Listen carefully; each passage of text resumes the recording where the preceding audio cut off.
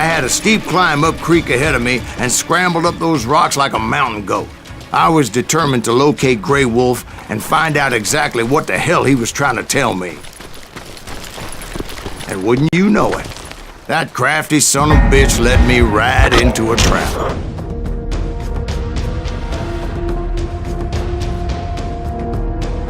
What kind of trap? Well, son, there had to be at least 100 Apaches surrounding me. 100? God be my witness. Oh, come on. Who you kidding?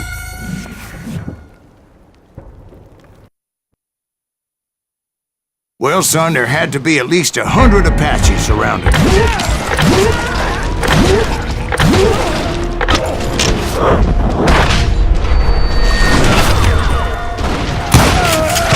100? God be my witness. Oh, come on. Who you kidding? Hey, I believe you. Come on, tell us how it ended. All right, but I'm not gonna drag this out. Where were we? You were surrounded by 100 Apache warriors. Well, I didn't take the time to count them exactly, but there were a lot of them.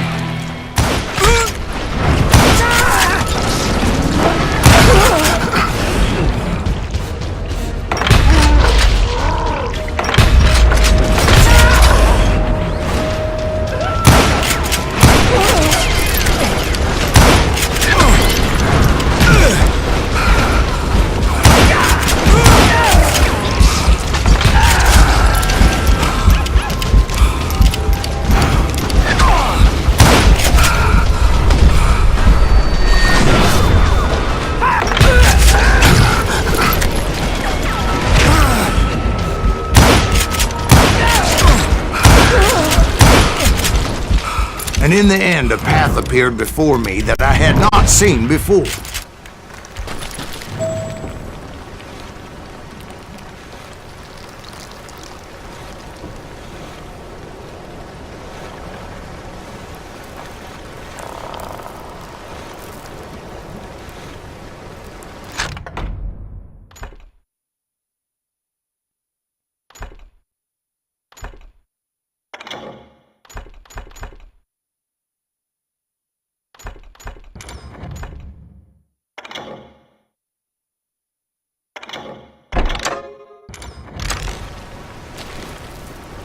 I followed it as I desperately needed to find out what Grey Wolf was trying to tell me.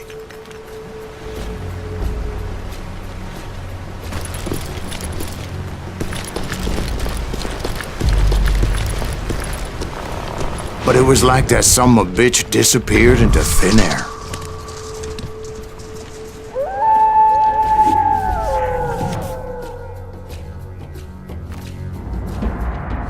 Never did find him. And never did collect my goddamn bounty.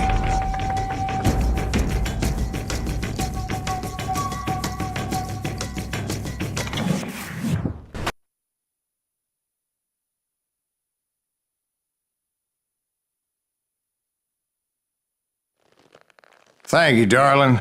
It's interesting how the truth can sometimes seem might malleable, depending upon your point of view. Like how those dime novels make you out to be something you're not? Jack, don't be starting trouble. No, he's right. They do tend to exaggerate.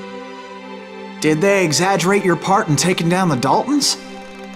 Well, I was there in the flesh, boy, so I saw what happened firsthand.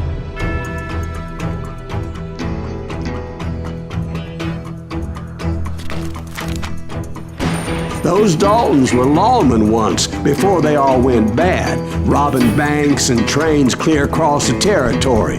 Until Coffeeville, of course. I was one of the citizens who took up arms that day. Fighting on the side of the right? I did my best, sir. We all did.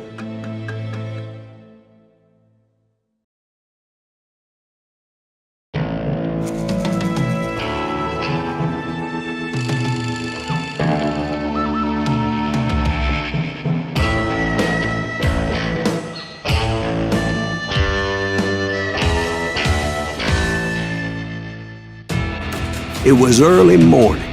One of my friends was a local gunsmith, and he handed out firearms to anybody who'd take one. You see, the Daltons got it in their heads to rob two banks at the same time. Two banks on the same damn street.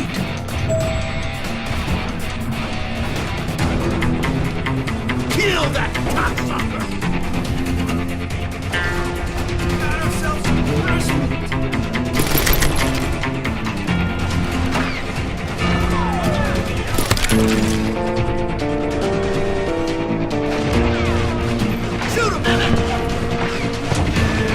Story was Bob Dalton's girl was always riding him about how he had no ambition. Oh, you're nobody next to Jesse James, she'd say.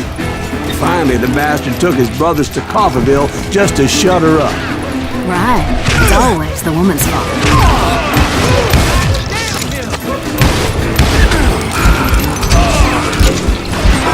Well, the locals recognized the Daltons right off. Before they could get away, half the town took up arms to defend their property. Their first mistake was pulling a job in their own damn hometown.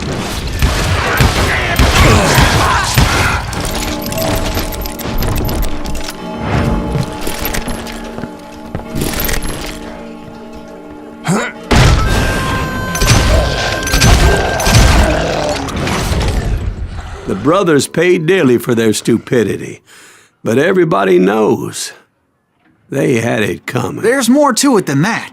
I read all about that day, so I know for a fact that it went down very differently. First of all, it was high noon. A posse of U.S. deputy marshals were on the rooftop across the street. Get ready, boys. They're gonna make a move. The lawmen had been tracking the Daltons for months. Now they finally had them dead to rights. Among them was a bounty hunter feared by many a lawbreaker. The marshals tried to get the Daltons to surrender. They'll give up eventually. We just gotta wait for something to happen. This bounty hunter knew that the brothers were far too proud to ever lay down their guns. He went in there alone to confront those criminals. One of the marshals shouted, "Where are you going? Are you crazy?